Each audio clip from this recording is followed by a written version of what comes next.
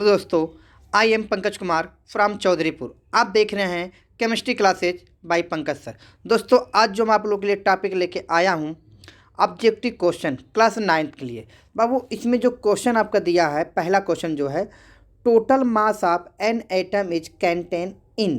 कह रहा है कि जो मास नंबर होता है, मास नंबर किससे किससे मिलकर आपका बना होता है। तो आपको मालूम होगा कि जो मास नंबर आपका मिलकर बना होता है बाबू, कि ध्यान दीजिए, मास नंबर इक्वल टू, ठीक है, proton number plus neutron number. ठीक है, ये आपका क्या होता है, ये आपका फार्मूला होता है मास नंबर का। तो आपको पूछ रहा है कि मास नंबर किससे मिलके बना होता है। तो आपको मालूम है कि मास नंबर प्रोटॉन और प्लस न्यूट्रॉन से मिलके क्या होता है, बना होता है। तो अब देखते हैं ऑप्शन इसमें कौन सा करेक्ट आंसर है। ध्यान दीजिए, इसमें जो ऑप्शन दिया है इलेक्ट्रॉन, ठीक है, ए ऑप्शन, बी दिया है प्रोटॉन, और सी दिया है प्रोटॉन एंड न्यूट्रॉन, और डी ऑप्शन दिया है बाबू इलेक्ट्रॉन और प्रोटॉन। तो इसमें जो बीच ऑफ द करेक्ट आंसर है वो आपका क्या है, सी है, प्रोटॉन एंड न्यूट्रॉन। क्लियर। आइए क्वेश्चन नंबर 2 देखते हैं। Generally N atom is electrically neutral because it has. कह रहा है कि इनमें से कौन जनरली क्या होता है, न्यूट्रल होता है। तब देखते हैं, आपको पता है कि इलेक्ट्रॉन पे आपके पॉजिटिव चार्ज होते हैं, इलेक्ट्रॉन पे आपके निगेटिव चार्ज होते हैं, प्रोटॉन पे आपके पॉजिटिव चार्ज होते हैं, और न्यूट्रॉन पे आपका कोई चार्ज नहीं होता है। तो ठीक है, इसमें तो पूछ रहा है कि आपका कोई चार्ज आपका नहीं होता है। ठीक है, न्यूट्रल पूछ रहा है, तो ध्यान समझेंगे इसमें, ओनली न्यूट्रॉन। ठीक है, फिर बोल रहा है कि equal number of proton and electron, और सी बोल रहा है equal number of proton and neutron, और डी बोल रहा है बाबू equal number of proton and neutron. इसमें जो आपका करेक्ट आंसर होगा बाबू ओनली न्यूट्रॉन होगा। क्यों? कि इलेक्ट्रॉन पे आपका निगेटिव होता है, प्रोटॉन पे आपका पॉजिटिव होता है, और न्यूट्रॉन पे कोई चार्ज नहीं होता है। इसलिए जो बीच ऑफ द करेक्ट आंसर होगा आपका बाबू, आपका वो ए होगा, ओनली न्यूट्रॉन। ठीक है, अगला क्वेश्चन आपसे बोल रहा है बाबू, ध्यान से समझेंगे।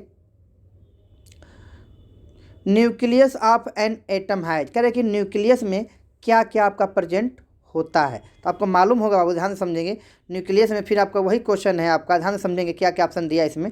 Proton and electron, only proton, ठीक है, ओनली न्यूट्रॉन, अब बोथ प्रोटॉन एंड न्यूट्रॉन। बाबू जो आपका करेक्ट आंसर होगा बोथ प्रोटॉन एंड न्यूट्रॉन, आपका क्या है, ये बीच ऑफ द करेक्ट आंसर है। ठीक है, अगला क्वेश्चन पूछ रहे हैं बाबू, the maximum number of electron is an orbital is given by the formula.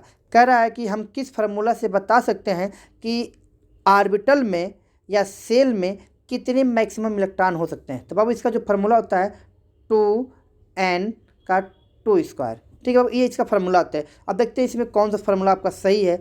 ए आपका दिया है n स्क्वायर, ये नहीं है। ठीक है, बी दिया है 2 + n स्क्वायर, ये भी नहीं है। फिर बाबू सी दिया है 2n स्क्वायर, ये आपका क्या है, करेक्ट आंसर है।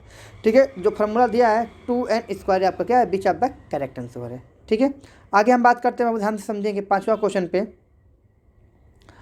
How many electron are present in the outermost cell of element whole atomic number 15। कह रहे अगर एटॉमिक नंबर 15 है तो आउटर मोस्ट सेल में कितने इलेक्ट्रॉन होते हैं। बाबू आपका जो फास्फोरस होता है उसका एटॉमिक नंबर 15 होता है, और उसको हम इलेक्ट्रॉनिक कन्फिग्रेशन करेंगे तो 2, 8 और 5। तो अब इसके आउटर मोस्ट सेल में कितने इलेक्ट्रॉन दिखाई दे रहे हैं, 5। तो बीच ऑफ द करेक्ट आंसर क्या हो जाएगा, 5। तो इसमें जो ऑप्शन आपका ए आपका करेक्ट आंसर है। ठीक है, तो आई होप को आपको ये वीडियो पूरा समझ में आया होगा। ठीक है, वीडियो समझ में आया तो लाइक शेयर कमेंट्स जरूर करिए। All the best.